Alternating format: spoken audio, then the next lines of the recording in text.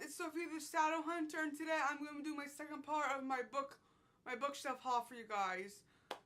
I've been meaning to do this for a while now. I've thought about doing it in the past, but I haven't wanted to do huge videos like this, not because I didn't enjoy doing it. It was just so time consuming. It was longer to film, longer to edit, longer stuff to type out, and I just haven't felt like doing that with being sick and everything. And I wanted to do this in between moving into my room, and that was slower yet faster than I thought it was going to be, so I didn't have time to do it. And now I'm pretty much all moved into my room, so I'm going to do my second bookshelf haul for you guys. So I left some of the books you guys own, the ones you want to get rid of, and what you guys do about your books. Well, technically I've got 3 things of books out in the closet that I need to deal with. So I'll do unboxings of those for you guys too, because I'm going to try to get rid of some of those. And I've been trying to sell them, and that has not been going well. So let's get started.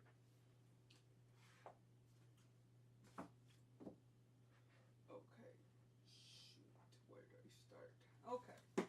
Let's just start right here. So, I have Shoah, An Oral History of the Holocaust, the complete text of the film by Claude Lanzmann, prefaced by Simon de Beauvoir, a French name. I have Roadshow, Landscapes and Drawings by Neil Peart. Great book. You reread this one. The Devil's Arithmetic by Jenny Yolen. This is also a very great book I recently read. The Slow Regard of Silent Things by Patrick Rothfuss. Broken Harbor by Tanya Finch. I read this last fall. Elizabeth Wine, Codename Verity. This is a great book. I've also read this like twice, maybe 3 times. Finding Rebecca by Aaron Dempsey. This is also a wonderful book I read recently. The Lavender Garden by Lucinda Riley. This is also a great book. I want to reread it. Alright. A Garden of Eden and Hell by Melissa Mueller and Reinhard Pekacek, Where Mother's Love Triumphs Over the Nazis. The True Story of Hansel and Gretel, Novel of War and Survival. I love this book. I need to reread this. Alright. The Summer of My German Soldier by B.T. Guarini. Glyton Brissercraig by General W.K. Nuring. It's also a great book. Upon the Head of the Goat, A Childhood in Hungary by Annika Siegel. Have I read this one yet? I don't think I have. Alright, I need to read this soon. It is Upon the Head of the Goat by Annika Siegel, A Childhood in Hungary, 1939 to 1944. It's really revved up though, but I haven't read it yet. Okay. Stay Where You Are and Then Leave by John Bone. I love this book. It's just one of his classic great writing styles of war and history and children and how it affects their lives forever. This was a great book. I need to reread this one.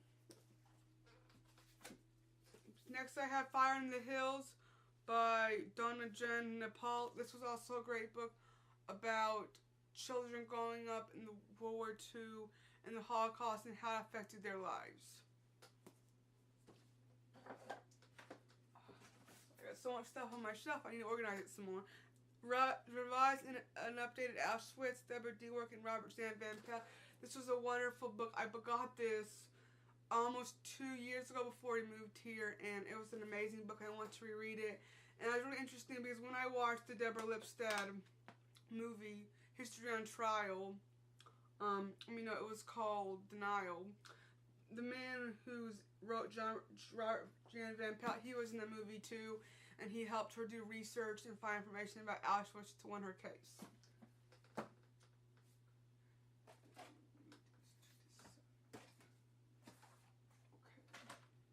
Alright, next I have Miss Peregrine's Home for Peculiar Children by Ransom Riggs. This is a great book. I've also read it twice. I need to reread it. For Your Eyes Only by Ian Fleming. Ready Player Run by Ernest Cline. I love this book. It was a great book. Okay, The Hearts of Invisible Furies by John Bone. He's one of my favorite authors, if you can't tell. A Map of Days by Ransom Riggs. This is a signed copy I bought in September. I still haven't read it yet, which I'm going to read soon. The Astronaut's Wife Clubs by Lily Koppel, and I've also had this since September. I need to read it. I can't wait to read it. I started watching the Astronaut's Wives Club, and then you want to read it. It's a great story. Now I have Half Wild by Sally Green, and The Age of Love and Chocolate by Gabrielle Zevin, a great Valentine's Day title. I have KL History of Nazi Torture and Creation Camps by Nicholas Washman. I still need to read this book. I don't think, have I started reading it yet? I don't think so, but I will start reading this soon. And then I have the medical book, 250 Milestones of the History of Medicine by Clifford A. Pickover. This is a wonderful, beautiful picture book about just medicine and history, which are two things that I love. And if you guys have read these books, please leave your comments and thoughts down below. Next, I have Hitler, the Psychopathic Files, The Mask of the Fuhrer. This was a great, interesting book that really talked me about his psychological being and what he thought and how he felt about things. Because even the worst people in history who did things like Hitler, we all are human, we all make mistakes, and we're all going through things that people don't realize, and it makes us do good things sometimes and bad things. And obviously, how he was raised and grew up to be, he did not necessarily learn good things of it, but he was still a person, and he made mistakes.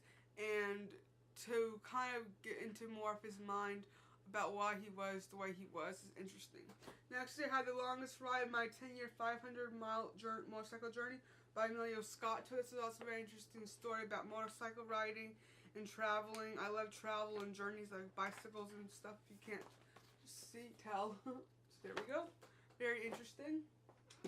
Next I have Alison Mary Bylon. I read a lot of her books and they're really interesting, and I can't wait to read this one. I love books about the Bylons and just that type of like princesses and kings and things like that. It's very interesting to me.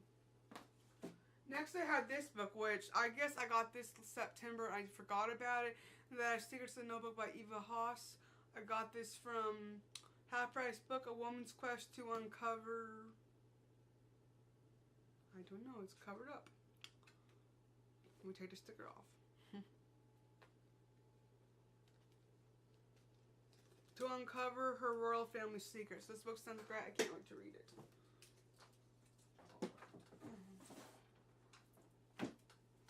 Next, I have The Name of the Wind by Patrick Rothfuss. I read this a little over a year ago, and I love his writing style so much. I want to read more of his books, but I'm going to reread these ones because we're still waiting for the new one to come out. I need to find out when it comes out because I love his writing style.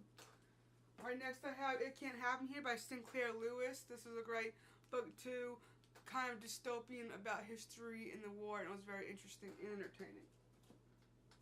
Next I have Hitler's Fury by Wendy Lower, German woman in the Nazi killing fields. Auschwitz by Lauren Reese is also a great, interesting book about Auschwitz, and there's a BBC show that goes along with it, which, if you have read this or the show, I encourage you guys to do both. It just helps round it out. Next I have Sarah's Key by Tanja de Reznoni. This is a wonderful story, World War II Holocaust story. It's beautifully told, and it's a great story, and she's a great author. Next I have Saving Sophie by Ronald H. Belson. This is also a very great, interesting book. You guys should definitely read it. Next I have The Dark and Hollow Places by Carrie Ryan. Crippen by John Bone. This is also a great historical book. And I have From's How Julius From's Clan Empire Fell to Nazis. This is also a very touching, sad story.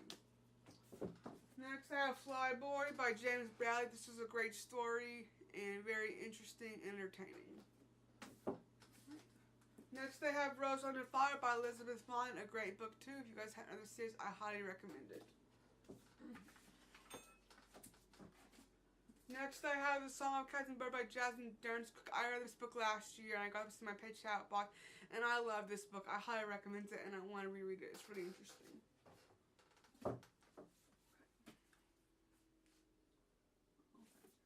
I have The Captain Papers by Martin Bloomerson, 1885 to 1940. A bunch of old books here. I've got Unbroken by Laura Hillenbrand, which I've been wanting to reread this because I read this probably like 3 or 4 years ago. I've got Dumpling by Julia Murphy. I really enjoyed this book. I want to reread it and then read the next one as well as watch the movie. So let me know your comments down about the book and the movie and the second book if you've read it. I've got Three Dark Crowns by Kendra Blight. I really enjoyed this book. I know she's canceled her books. I need to reread this one and read the new ones. Excuse me. We Were Once Four Brothers by Ronald H. Balson. He's a very interesting writer and I love his books. I've got The Holocaust by Bullets by Father Patrick Debus. A priest's journey to uncover the truth behind the murder of 1.5 million Jews. And Shut Under the Flames by Dr. Joseph Mengele and the untold story of the twins of Auschwitz. This is a very interesting, tragic story. But it happened and we can't not read things and learn about the tragic things that happened just because they're so sad and depressing, because we need to learn from these things that people have done and so that history doesn't repeat itself. Next I have A Lucky Child by Thomas Bergenthal, forward by Elie Wiesel, a member of surviving Auschwitz as a young boy. This was an amazing, sad story. And this was one for me from a sadder standpoint because a lot of times when children survive, it gives them a better outlook on life.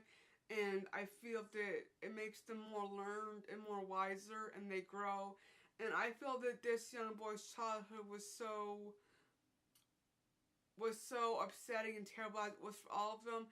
And I feel like it might have made him a little bit more bitter instead of growth. And it's sad when you see that happen. There's lots of people who, you know, they were bitter about too, but they moved on. And hopefully he did too. Next, we had The Lampshade by Mark Jacobson, the Holocaust detective story from Buchenwald to New Orleans. This was a very interesting book. You guys should read it. Okay. Next, I had The Nazi Doctors, Medical Killing and the Psychology of Genocide.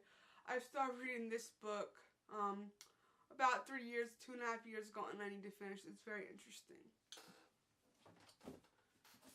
Next I have D-Day by Stephen E. Ambrose, June 6, 1944. I can't wait to read this. It's a big floppy old book with some pictures in it. I love his writing style and he writes a lot of World War II stuff, so I'm definitely going to read it. So that's all I'm going to do for you guys. That was only one shelf and I'm already almost at 13 minutes. I hope you guys like this video and I'll see you guys next time in another one. Goodbye.